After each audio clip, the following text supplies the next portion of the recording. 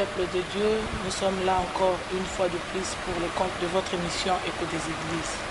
Aujourd'hui, nous recevons pour vous un homme de Dieu, pasteur, papa pour les autres, qui travaille ici à Kinshasa. Son église est située sur l'avenue Banalia, précisément dans la commune de Kassavo.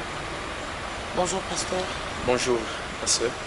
Est-ce que vous pouvez vous présenter, que nos téléspectateurs vous connaissent? Ok, merci. Je suis le pasteur Kapita Mbombe, prénom Antoine.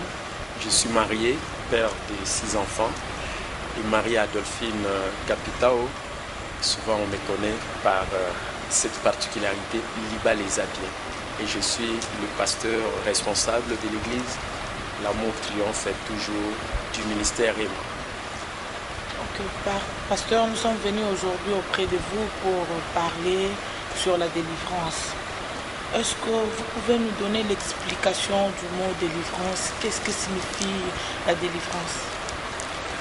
Bon, c'est-à-dire qu'on peut comprendre ça de plusieurs manières, mais déjà pour la bonne compréhension des gens, quand on parle de délivrance, c'est qu'on est en face de quelqu'un qui dans sa vie est tenu lié, soit par des choses de ténèbres, et que la personne est appelée à jouir de sa liberté.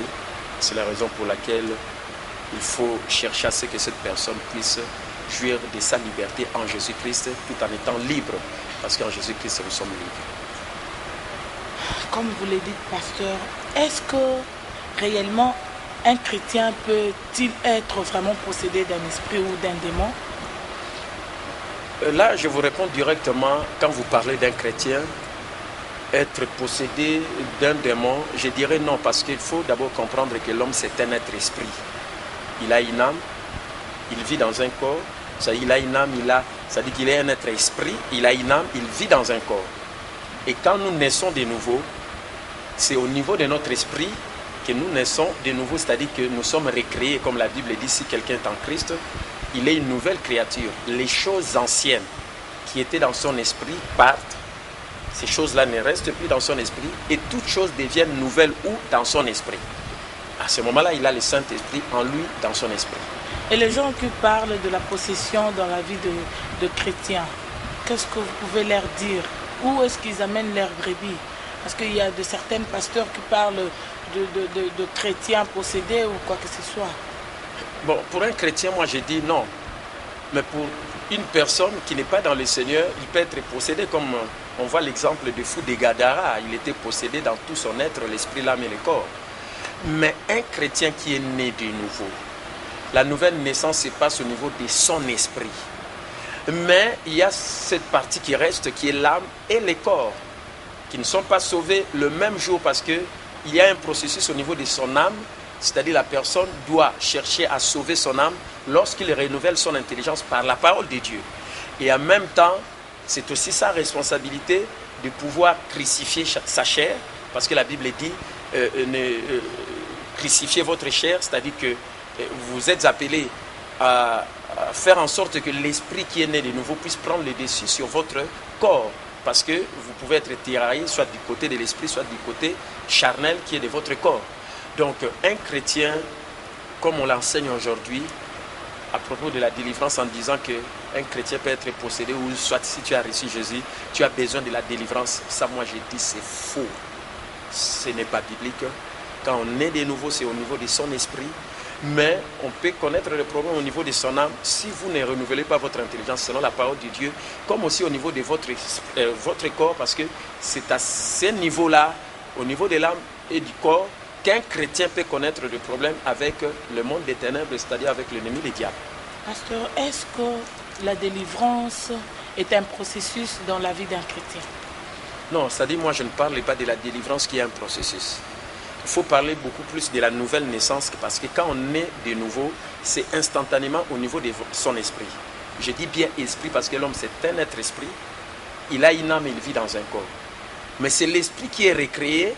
Et quand la Bible dit les choses anciennes sont passées, c'est-à-dire tout ce qui est du diable et qui était dans ton esprit passe, mais toutes choses deviennent nouvelles dans son esprit, où là maintenant le Saint-Esprit, et à ce moment-là la Bible dit que l'homme, l'esprit de l'homme c'est la lampe de l'Éternel.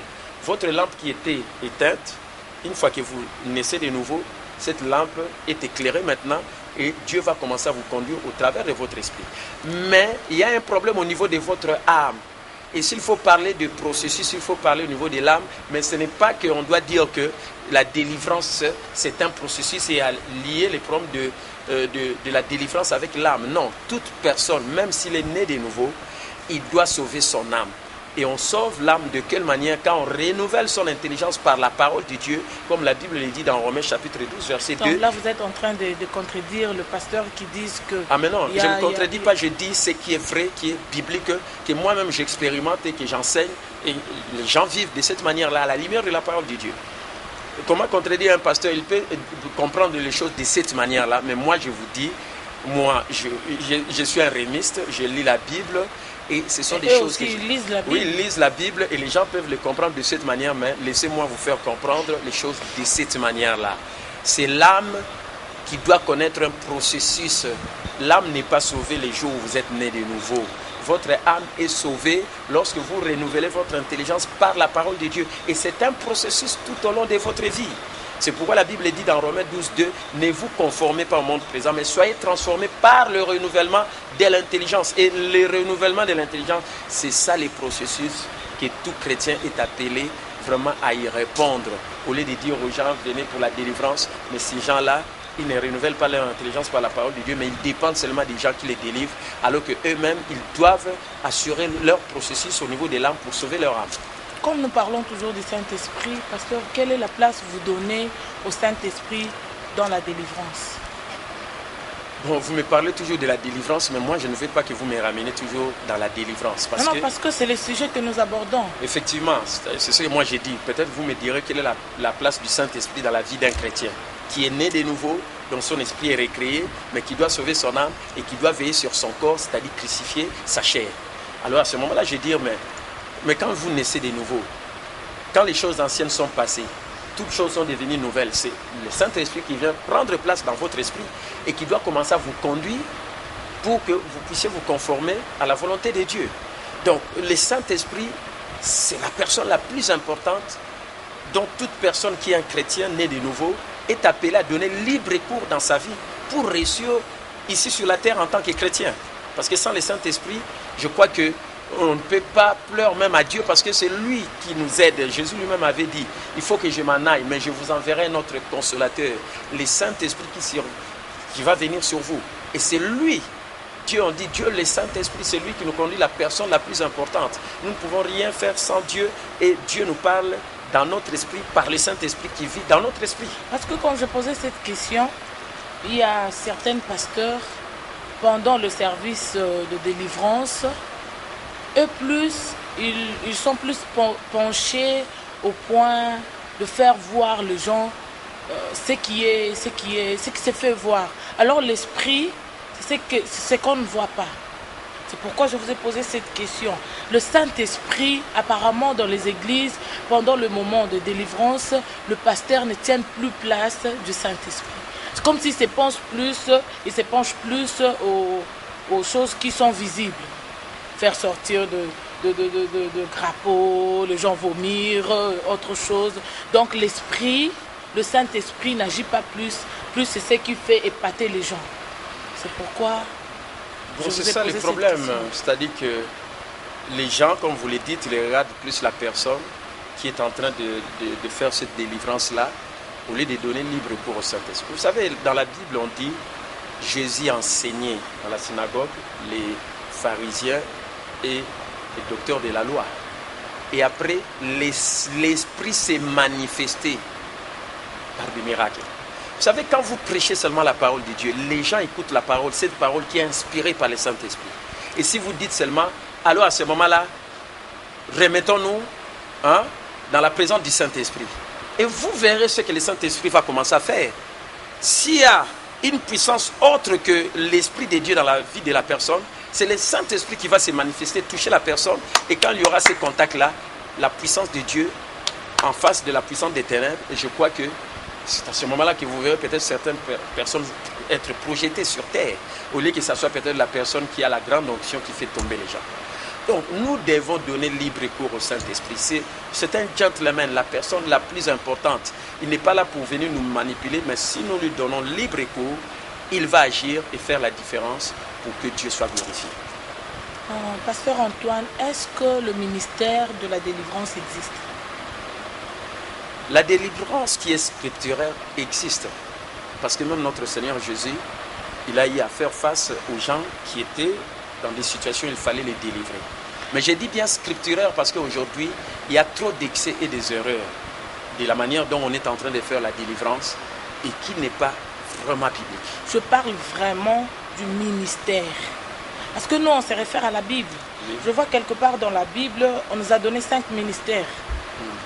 Quand on a cité le ministère, je n'ai pas vu là où on a énuméré le ministère de la délivrance.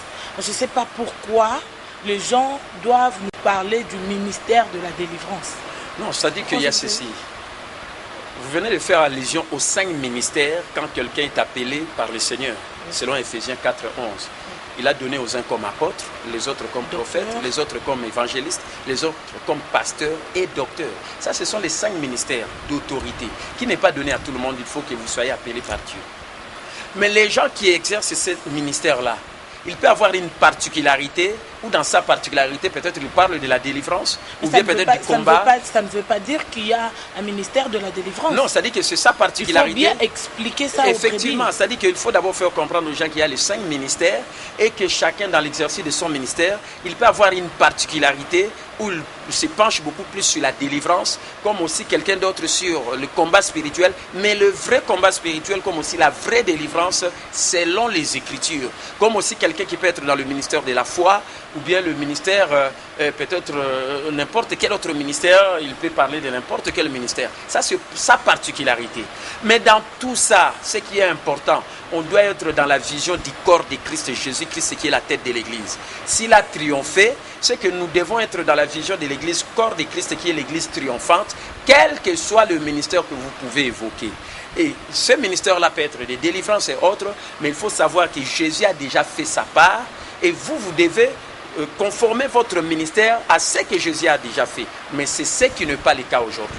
C'est comme si les gens, quand ils parlent de délivrance, c'est lui qui va commencer à délivrer les gens, alors que la Bible dit, si nous lisons par exemple dans Colossiens chapitre 1er, le verset 12 à 13, on dit « Rendez grâce au Père qui nous a rendus capables d'avoir part à l'héritage des saints et qui nous a déjà délivrés de l'autorité satanique et qui nous a par la nouvelle naissance transportée dans le royaume de son Fils bien-aimé, en qui nous avons la rédemption et le pardon des péchés. » Donc c'est pour dire que nous avons été déjà délivrés. Jésus a déjà fait cette part-là. Et nous devons rendre grâce au Père pour cela. Et non dire que moi je commence un ministère, commencez à venir pour que je vous délivre. Là c'est comme si vous ne croyez pas ce que Jésus a fait sur la croix. Est-ce que la délivrance est-elle pour le païen ou seulement le chrétien? Moi, je dis que ce n'est pas pour le chrétien, parce que si vous avez reçu Jésus-Christ, vous avez été déjà délivré. Mais un païen, la première chose qu'il doit rechercher, non pas la délivrance, il doit chercher d'abord à naître de nouveau, à recevoir Jésus comme Seigneur et Sauveur. Parce que c'est la nouvelle naissance qui peut lui permettre d'être en bon terme avec Dieu. Parce que sans Jésus-Christ, vous êtes loin de Dieu. Et si vous mourrez aujourd'hui, vous irez en enfer. Donc la première chose, c'est si quelqu'un est en Christ, il est une nouvelle créature. Les choses anciennes sont passées dans son esprit. Et son esprit recevra maintenant l'esprit de Dieu. Il va commencer à être conduit comme un enfant de Dieu dans son esprit. Et toutes choses deviennent nouvelles. Il doit faire sa part de responsabilité. Que tu sois pasteur, qui que tu sois, la part des responsabilités de toute personne, c'est quoi? C'est sauver votre âme en renouvelant votre intelligence par la parole de Dieu et crucifier votre chair. Cela n'est pas seulement pour le chrétien que les pasteurs ou les hommes de Dieu doivent dire chrétiens, faites ça alors qu'eux-mêmes ne le font pas. C'est pourquoi vous voyez que l'apôtre Paul avait dit je traite durement mon corps, je le tiens assujetti de peur d'être rejeté, désapprouvé après avoir prêché aux autres. Parce que là, vous me poussez encore à vous poser une autre question. Est-ce qu'un pasteur peut-il être délivré? Moi, je dis non pour moi. Parce que si je suis né de nouveau, pourquoi on doit me délivrer? Parce que j'ai été déjà délivré parce que j'ai reçu Jésus. Je dois rendre grâce au Père qui m'a rendu capable d'avoir part à l'héritage des saints et qui m'a déjà délivré. La délivrance existe pour qui la désire. Si quelqu'un voit que sa vie ne tourne pas bien et qu'il a besoin qu'on prie pour lui, c'est cette personne-là qui a besoin de la délivrance alors qu'il est né de nouveau. À ce moment-là, je dois commencer d'abord à lui dire que tu as été déjà délivré. Il faut que cette vérité de la parole de Dieu devienne réalité dans ta vie. S'il croit cela, et vous verrez que cette vérité qui dit que tu as été déjà délivré deviendra réalité et il va se sentir libre en Jésus-Christ. Et c'est parce que la Bible dit que c'est pour la liberté que Jésus nous a affranchis. Quelle est la place que vous donnez au charisme pendant le service de la délivrance? Mais le charisme a une part importante. Le charisme, c'est quoi? Quand nous avons proclamé la parole, cette parole qui est inspirée par le Saint-Esprit. Après, quand nous disons, ok, Seigneur Dieu, nous dépendons de toi. Nous lèvons nos mains. Nous dépendons de la personne la plus importante, le Saint-Esprit. C'est à ce moment-là que les charismes vont commencer à se manifester. Et vous verrez, celui qui a peut-être les dons de la parole des connaissances, le don des prophéties, il peut prophétiser. Celui qui a les dons de miracles, il peut commencer à exercer son ministère et les gens sont guéris. C'est ça les charismes qui commencent à se manifester par les dons spirituels. Pouvez-vous expliquer aux chrétiens comment ils peuvent maintenir leur délivrance? Je continue toujours à dire, vous avez été déjà délivrés. Si vous avez reçu Jésus comme Seigneur et Sauveur, la seule manière que vous pouvez faire une fois que vous êtes né de nouveau au niveau de votre esprit, c'est de sauver votre âme. La Bible dit, recevez avec douceur la parole qui a été plantée en vous et qui peut sauver votre âme. C'est la parole de Dieu qui sauve l'âme. Beaucoup de gens vont maintenant vers des hommes de Dieu pour qu'ils les délivrent, mais eux-mêmes ne font pas un effort de sauver leur âme. C'est pourquoi ils deviennent comme des esclaves et ils sont amenés comme des brebis, des gens qu'on entraîne comme ça. La personne lui-même doit sauver son âme en renouvelant son intelligence par la parole de Dieu. Et il doit crucifier sa chair, sa responsabilité. C'est ce que nous devons enseigner aux gens. Et si nous commençons à dire aux gens, venez, que je te délivre, lui-même peut-être la personne qui vous délivre, peut-être lui-même ne prend pas soin de son âme, il ne crucifie pas aussi sa chair, mais il est un homme de Dieu. Voilà un peu là où on amène les gens. On doit vivre la parole de Dieu. Une fois qu'on est né de nouveau, c'est instantané. Vous avez le Saint-Esprit dans votre esprit, mais vous avez votre part de responsabilité, c'est de sauver votre âme en renouvelant votre intelligence par la parole de Dieu. Et ça, c'est un processus, c'est toute votre vie. Et en le faisant, l'intelligence, l'âme qui est sauvée, c'est déjà la parole de Dieu qui prend le dessus dans votre vie et qui va permettre à l'esprit qui est en contact avec le Saint-Esprit, l'esprit avec l'âme qui est sauvée, de prendre le dessus sur votre corps. Alors à ce moment-là, de vivre une vie victorieuse, une vie dont on dit que vous avez sauvé votre âme, parce que vous le faites chaque jour en renouvelant l'intelligence par la parole de Dieu, et vous crucifiez votre chair parce que c'est votre part de responsabilité. Nous sommes presque à la fin, mais j'ai une question. Quand un chrétien a des combats dans sa vie, ces combats-là nécessitent bien sûr une délivrance. Pourquoi vous, tout de suite là, vous venez de nous dire qu'un chrétien, quand il est déjà converti, donc pour lui c'est déjà fini? Au niveau de son esprit, il est né de nouveau. Mais quand il y a le combat, c'est au niveau aussi de l'esprit. Mais non, le combat, prenez ça peut-être au niveau de son âme. Il doit sauver son âme en renouvelant son intelligence par la parole de Dieu. Il doit faire cet effort-là. Il doit lire la Bible, il doit méditer la Bible, il doit prier. On ne doit pas toujours le faire à sa place. C'est ça le mal aujourd'hui. Si tu me donnes un poisson, je mangerai un jour. Mais si tu m'apprends à pêcher, je n'aurai plus jamais faim. Vous n'apprenez pas au mais moi je le fais. Ceux qui ne le font pas, c'est ça le mal aujourd'hui avec le ministère de la délivrance. On ne doit pas devenir des vedettes pour dire aux gens, moi je suis grand, alors que vous ne les avez pas aidés. Et eux-mêmes ont commencé à faire les choses de cette manière, à sauver leur âme en renouvelant leur intelligence par la parole de Dieu. C'est là où se trouve le problème. Et c'est là où il y a l'échec. Il n'y a pas de succès sans successeur.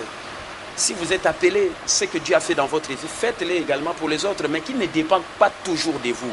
Montrez-leur. Peut-être vous avez peur d'être succédé par quelqu'un d'autre dans l'église. Pourquoi avoir peur? Quand vous apprenez aux gens à prier, à méditer chaque fois la Bible, parce que ça ne se fait pas dans les églises aujourd'hui. Les gens viennent pour entendre, écouter la parole et non pas aller exercer ça, mettre ça en pratique. C'est ça la faiblesse.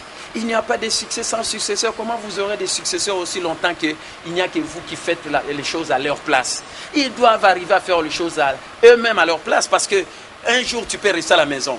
Si on t'a bien enseigné que si tu es face à un esprit mauvais, la Bible dit vous avez reçu l'autorité de marcher sur les démons et les mauvais esprits. Voici le miracle qui accompagneront ceux qui auront cru. Non pas ceux qui ont été appelés au ministère, ceux qui auront cru. Toi aussi, tu es un croyant si tu as cru en Jésus-Christ. Et tu as cette autorité et tu peux exercer cette autorité pour dire Satan, arrêtez, tu es un ennemi vaincu, Jésus t'a vaincu. Et tu vivras ta victoire. Et chacun doit arriver à cela. Ils ne doivent pas toujours dépendre des hommes de Dieu. Nous avons notre part en tant qu'hommes de Dieu. Nous sommes appelés pour éclairer les enfants de Dieu. Mais ils ne doivent pas toujours dépendre de nous pour montrer que nous sommes grands. Là, c'est vraiment un échec. Il n'y a pas de succès sans successeur. Alors, votre mot de la fin, pasteur, parce que nous sommes au bout et à la fin de notre émission. Non, c'est moi qui vous remercie parce que vous avez voulu aussi que les gens entendent d'autres hommes de Dieu parler un peu de ce ministère que tout le monde est en train d'exercer aujourd'hui parce que ça entraîne beaucoup de gens. Mais on n'aide pas les gens à savoir qu'ils doivent rendre grâce au Père qui nous a rendus capables d'avoir part à l'héritage des saints et qui nous a déjà délivrés de l'autorité satanique. Les jours où nous sommes nés de nouveau, nous sommes passés du royaume des ténèbres au royaume de la lumière et nous avons la rédemption en Jésus-Christ et le pardon des péchés. Nous devons croire à ce que Jésus a fait sur la croix. C'est la vérité. Et si nous croyons à cela, nous agissons en conséquence. Cela deviendra réalité dans notre vie. Et il n'y a personne qui viendra nous dire « Venez me délivrer ». Ça, moi, personne ne l'a fait dans ma vie et je ne l'ai jamais fait pour les gens même qui viennent à l'église. Je leur enseigne ce que la Bible dit et celui qui croit à cela, il jouit de sa liberté en Jésus-Christ. Mais s'il y a quelqu'un, comme vous l'aviez dit, il se trouve dans une situation de combat, peut-être ça lui dépasse, s'il pose ses problèmes, on dit la délivrance existe pour qui la désire, alors on va aider la personne, on va prier avec lui ensemble et s'il y a quelque chose qui se manifeste qui fera qu'il soit délivré, il est délivré, mais la part aussi lui revient aussi de savoir qu'il doit bien maintenir sa délivrance ou bien ce qu'il a déjà acquis en Jésus-Christ. Et voilà pourquoi la connaissance est très importante. Parce que sans la connaissance, vous pouvez même perdre ce que vous avez reçu. Merci, pasteur. Peut-être dire aux fidèles comment vous préparez les festivités de fin de l'année dans l'église. Est-ce que vous avez préparé, vous avez des marathons, vous avez une séance de prière ici à l'église? On le voit par-ci, par-là. Il y a les gens qui prient maintenant parce que nous sommes à la fin de l'année, qui se sont vraiment inclinés dans la prière parce que nous sommes à la fin de l'année. Hein, du diable. Alors je ne sais pas ici comment vous avez préparé. Non, vous savez, les gens qui font comme ça ou ceux qui amènent les gens à agir de cette manière, c'est comme si ils veulent montrer que le diable est plus puissant, plus important. Alors que seulement le diable agit pendant la fin de l'année. Que ce soit le 1er janvier jusqu'au 31 décembre, si vous croyez que vous êtes en Jésus-Christ, vous resterez toujours dans la même condition. Vous savez que Satan, c'est un ennemi vaincu, détrôné, paralysé. Jésus l'a vaincu et vous êtes appelé à démontrer la réalité de sa défaite. Et donc, quel que soit les mois, janvier, février, chez nous, dans Réma, nous ne veillons qu'une seule fois, le 31 décembre au 1er janvier. Les jeunes et autres comme les autres le font. Peut-être nous ne le faisons pas. Si quelqu'un trouve qu'il peut le faire pour lui-même, il le fait. Ou soit il trouve que non, je pose mon problème, on peut. Mais quelque part aussi dans la Bible, il est écrit, il y a certains démons qui sortent que par jeûne et prière. Mais non, Jésus a dit ça, il a précisé à cause de votre incrédulité. Parce que vous avez la puissance, ces disciples avaient la puissance, ils pouvaient chasser ces démons. Mais Jésus était étonné de voir comment ils n'ont pas pu le chasser. Il a dit à cause de votre incrédulité. Mais les gens voient seulement, il ne peut sortir que par des jeûnes et des prières. Mais non, c'est pourquoi vous voyez que beaucoup de gens continuent dans l'incrédulité parce qu'on les amène dans les histoires des jeûnes et prières. Mais eux-mêmes, ils sont incrédules, ils doutent même de ce que Jésus a fait pour eux sur la croix. C'est ça les grands problèmes. C'est le problème de la compréhension. La compréhension amène à la réussite, mais l'incompréhension amène à la défaite. Voilà. Chers téléspectateurs, nous voici à la fin de notre émission. Si vous nous avez bien réussi, dites merci à Papa Eli, Monsieur Aristote, Papa Billy et encore Bonheur. Nous remercions aussi notre pasteur qui nous a réussi aujourd'hui dans son église. Merci, pasteur. Merci, c'est moi qui vous remercie. Je salue ma famille, la famille Moulumba. Je salue mon pasteur, le bishop Dada. Je salue tout le monde, tous les téléspectateurs qui nous suivent. Vous prenez votre temps à rester devant vos postes téléviseurs pour apprendre, pour recevoir quelque chose que nous vous apportons. Merci beaucoup, que le Seigneur vous bénisse. Je remercie aussi notre frère Salem. Que le Seigneur vous bénisse et au prochain numéro.